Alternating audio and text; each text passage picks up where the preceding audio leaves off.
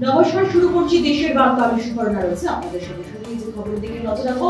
সব সীমা অতিক্রম করেছে ইডি। গণতান্ত্রিক ব্যবস্থা তো হস্তক্ষেপ করেছে, কেন্দ্র রাজ্য সম্পর্কে হস্তক্ষেপ। রাজ্য সরকারি সংস্থায় কি করে ইডির হানা, তিরস্কার করলেন সুপ্রিম কোর্টের প্রধান বিচারপতি। ইডির বিরুদ্ধে 41টা এফআইআর তামিলনাড়ু সরকারের।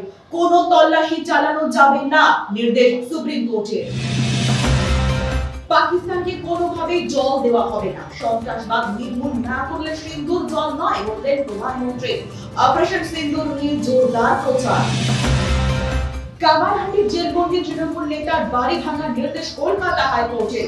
জয়ন্ত সিং এর বাড়ি ভাঙার নির্দেশ, অন্তত দোতলা থেকে নেমে আসুন, কিছু একটা করে দেখান, কামারহাটি পুরসভাকে নির্দেশ।